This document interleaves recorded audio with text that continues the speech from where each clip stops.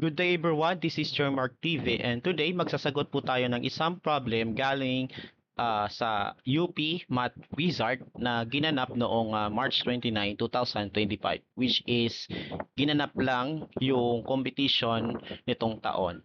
So itong problem na ito ay sa competition masagot dapat nila in 30 seconds but in this video ipapakita natin yung solution step by step. So ito po yung problem. The tangents of two angles of a triangle are equal to 3 and 5. What is the tangent of the third angle? So, uh, i-analyze na muna natin yung problem. So, sabi daw, yung tangents daw ng dalawang angles ng triangle ay equal sa 3 at 5. So, let's say yung angles ng triangle, i-denote natin as ano, A, B, at saka yung C. Ayan yung angles ng triangle. And sabi daw, yung tangents ng dalawang angles ay equal sa 3 and 5. So, yung first angle natin ay A, tapos yung second angle naman ay B. So, ibig sabihin nun, yung value ng tangent A equals 3, tapos yung value ng tangent B ay equal sa 5. Okay, ayun po yung tangents ng dalawang angles. The question is, what is the tangent of the third angle, which is denoted by C? So, ibig sabihin, ano ba ang value ng tangent C? So, sasagutan natin itong problem na ito. Okay? So, para masagot natin is gagamit tayo ng angle sum identity for tangent. That is, tangent of A plus B, sum ng dalawang angles A and B is equal to tangent A plus tangent B all over 1 minus tangent A plus tangent B. Ayan po. And then dito natin i-plug in yung values ng tangent A and tangent B. So dapat ano yan, naka-multiply yan, no? Tangent A times tangent B. Okay? Ayan. So, dito natin i-plug in yung values. Bale, ang tangent A ay 3, tapos ang tangent B naman ay 5. That is, we have 3 plus 5 all over 1 minus 3 times 5. Ayan po, naka-substitute na po. And then, we're going to simplify this expression. We have 3 plus 5 equals 8.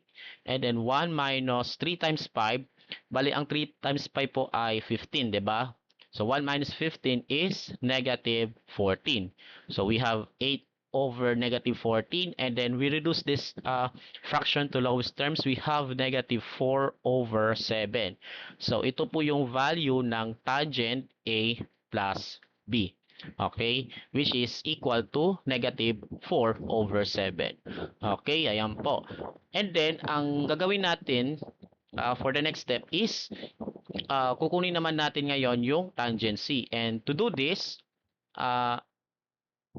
gagamit tayo ng 3 angles this time. No, pero i-apply natin yung angle sum identity. So we have tangent A plus B plus C, no?